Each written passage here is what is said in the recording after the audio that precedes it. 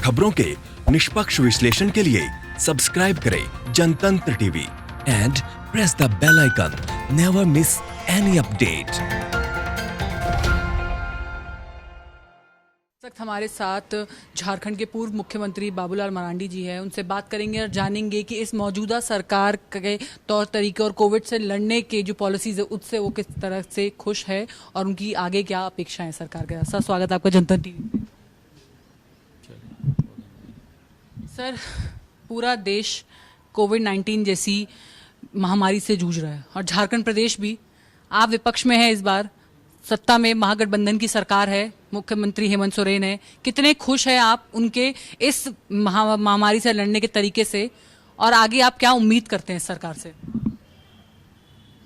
देखिए, हमारी खुश होना और दुख होना ये विषय नहीं रहता है। विषय रखता है कि सरकार किस प्रकार से काम कर रही है,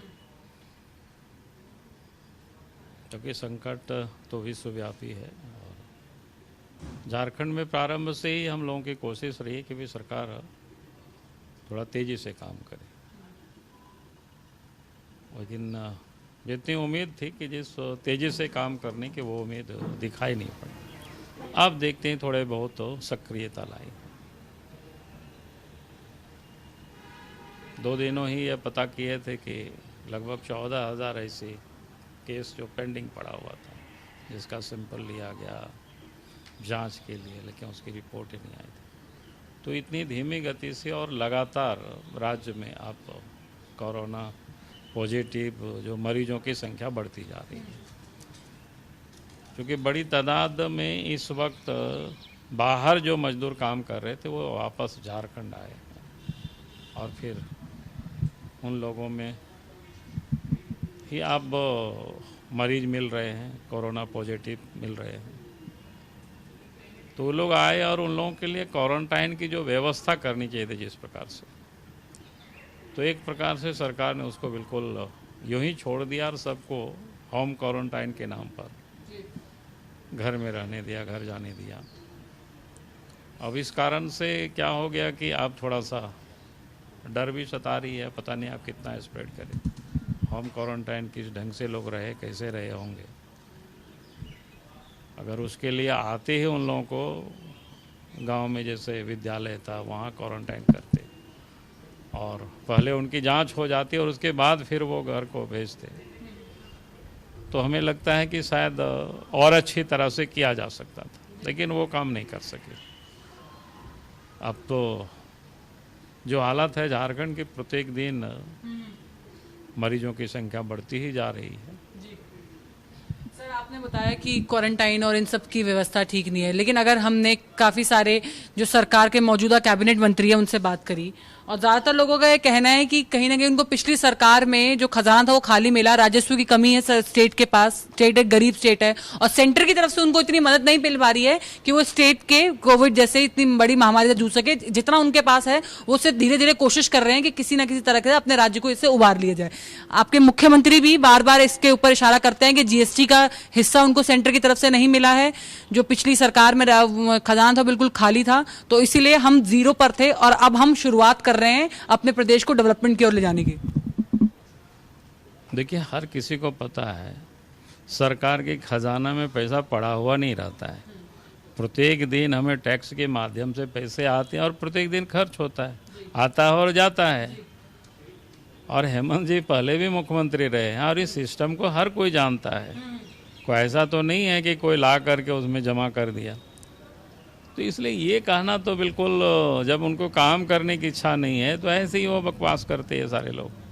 और रही बात पैसे की, हम कहते हैं कि भाई अभी तक केंद्र ने जो भी पैसा दिए तो सरकार बताओ ना किन किन क्षेत्रों में क्या खर्च किए, और उसके कम पड़ेगी, ज़रूरत होगी तो हम लोग भी बात करेंगे। तो आधी बात तो वो बोलते हैं और आधी बात वो दिखाते नहीं, छुपाते हैं। तो ऐसा कैसे काम चलेगा? पीएम केयर फंड की तरफ से सेंटर का जो है उसको 800 करोड़ की धनराशि झारखंड सरकार को मिली और उसमें आज हमने वित्त मंत्री जी से बात करी, उनका कहना ये था कि 2 रुपए पर इंसान के हिस्से में आ रहा है उस धनराशि के। तो 2 रुपए से क्या हम आत्मनिर्भर बन पाएंगे? क्या झारखंड की जो जनता है वो आत्मनिर्भर बन पाएगी 2 रुपए से?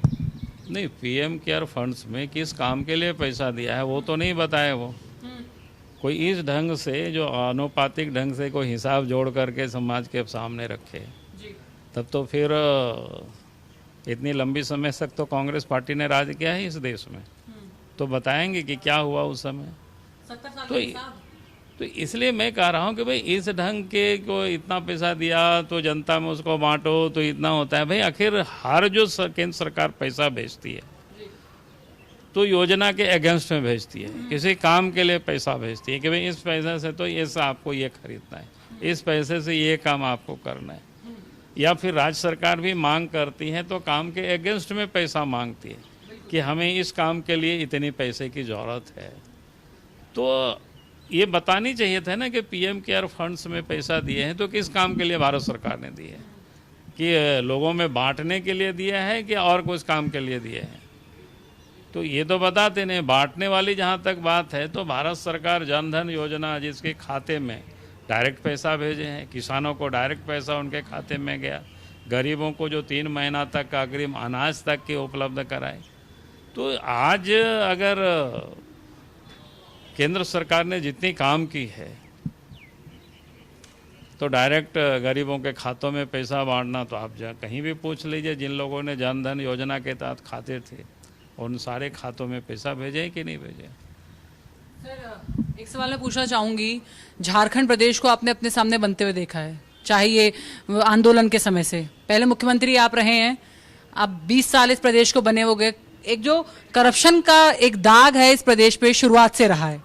उम्मीद थी, हमको लगा क्या पता अस्थिर सरकारें हैं, कभी 1 साल, कभी 2 साल, कभी 3 साल, इस वजह से चीजों में शायद क्लैरिटी नहीं आई है। पर 2014 में आपके प्रदेश को एक स्थिर सरकार मिली, रघुवर दास की सरकार, बीजेपी की सरकार, 5 साल उन्होंने राज किया। लेकिन आज जब महागठबंधन की सरकार बनी तो फिर उन पे करप्शन के चार्जेस लग रहे हैं। विपक्ष में रहकर आप हमेशा करप्शन के खिलाफ बोलते आए हैं, आप एक आवाज बुलंद करते आए हैं। आज आप उस पार्टी में हैं तो किस तरह डिफेंड करेंगे आप एसीबी की पूरी? हम क्यों करेंगे, अब सरकार उनके पास है तो उनको किसने रोका है जांच करने से? भाषण वो क्यों दे रहे हैं, किसको डरा रहे हैं? ये तो सिर्फ राजनीति कर रहे हैं, बड़ी बड़ी बातें कर रहे हैं, करप्शन हुआ, ये करेंगे वो करेंगे, बने के लगता है कि डरा रहे हैं। कौन डर रहा है उनसे? भाई आपके हाथों में शासन है, आप जांच कराइए जहां आपको लगता है। तो किसने रोक करके रखा है? तो ये तो सिर्फ राजनीति कर रहे हैं, राजनीति ताकि लोगों में ऐसे भाव हो कि अरे पिछली सरकार ने को। अब मेरा कहना है कि हम ये नहीं कहते हैं कि कहीं कोई अगर गड़बड़ी हुई है तो इसको किसने रोक रखा है? इनको करप्शन को लेकर बीजेपी का क्या स्टैंड है विपक्ष पे? ये शुरू से है, बीजेपी तो करप्शन से ही लड़ते रही है, कौन नहीं जानता है। आज भी अगर आप देखेंगे देश के पैमाने पर भी कि मोदी जी ने जिस प्रकार से करप्शन के विरोध में लड़ाई लड़ी है, आज इसकी लोग बात कर रहे थे, विजय माल्या भाग गया, उसको लाने के लिए जिस ढंग से केस लड़ी है बीजेपी ने, ये क्या कहते गवर्नमेंट ने, केंद्र सरकार ने। अब कुछ दिनों के बाद तो लंदन से आना ही पड़ेगा विजय माल्या को। अरे अब याद करिए कांग्रेस के कालखंड, कवोत्री तक को बचाने की पूरी उन्होंने कोशिश की थी, पूरे देश या पूरे दुनिया जानती इस बात को। तो इसलिए ये कहना कि बीजेपी को करप्शन को प्रोटेक्शन देती है, कभी नहीं दिया है प्रोटेक्शन। सर एक चीज सवाल मैं और पूछना चाहूंगी, झारखंड में एक बड़े पैमाने पर आदिवासी तबका रहता है और यहाँ हर नेता आदिवासियों का प्रतिनिधि या उनका एक रिप्रेजेंटेटिव बनकर आता है। सर आदिवासियों की स्थिति आज से 20 साल पहले भी वही थी और आज 2020 में भी वही स्थितियां हैं, चीजें बदलनी नहीं शुरू हुई। आप बीजेपी में शामिल हुए, कहीं ना कहीं लोगों के मन में मानना है कि आने वाले समय में आप इस प्रदेश में इस पार्टी का चेहरा है, भविष्य है। तो आप कई और जो आपके कैबिनेट के मंत्री हैं मौजूदा, उनका भी कहना यह है कि पुरानी सरकारों ने कुछ हद तक काम नहीं करा ट्राइबल्स के लिए, लेकिन हाँ ये करेंगे। तो आपकी क्या उम्मीद है कि ट्राइबल्स के लिए क्या काम किया जाए, और अगर आने वाली टाइम में बीजेपी को मौका मिलता है तो ट्राइबल्स की स्थिति पे किस तरह से काम करेंगे? हमें तो जब मौका मिलेगा तो उस समय काम करके हम लोग दिखाएंगे। आज तो जिनको मौका मिला है उनको काम करके दिखाना चाहिए। अब ये नहीं कह सकता है कि भाई पिछले नहीं काम किया। अरे पिछले नहीं काम किया तो आप काम करके दिखाइए ना, आप तो कुछ कर नहीं रहे हैं। ये कितना दिनों तक बोलेंगे पिछले ने नहीं काम किया, पिछले ने नहीं काम किया? आप भी, हेमंत सोरेन भी पिछले दिनों मुख्यमंत्री रहे हैं, नहीं रहे ऐसा तो नहीं है। और राज्य जब नहीं बना था उससे पहले भी इस जो बिहार प्रदेश था तो किनकी सरकार रही है लंबी समय तक? किससे छुपा हुआ है क्या? कौन कौन सा काम किया? तो इसलिए इस प्रकार की जो लोग राजनीति करते हैं तो उनका भी हिसाब बतानी चाहिए उनको, उन्होंने क्या किया था उन लोगों के लिए। तो इसलिए आज जिनको अवसर मिला है तो आज उनको काम करना चाहिए। यहाँ के बच्चे ठीक से पढ़े। आज जो बच्चे पढ़ने के लिए उनके पास पैसे नहीं है, यहाँ के जो कोई भी ट्राइबल बच्चे ना इंजीनियर बन पा रहे हैं, ना कोई टेक्निकल ट्रेनिंग भी नहीं ले पा रहे हैं, आईटी हो, पॉलिटेक्निक हो, इसमें पैसे लगते हैं। यहाँ की लड़की नर्सिंग की ट्रेनिंग भी नहीं कर पा रही, जो उसमें भी साल में लाख रुपया लगता है।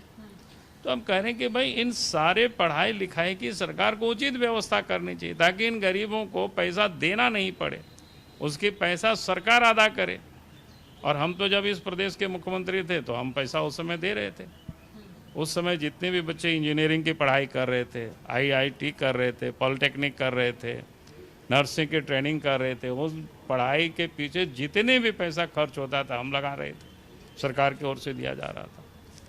तो हम कहते हैं भाई सरकार को लगानी चाहिए, पढ़ानी चाहिए लोगों को, सिंचाई की सुविधा यहाँ उपलब्ध करानी चाहिए और घर घर तक बिजली पहुँचानी चाहिए ठीक से,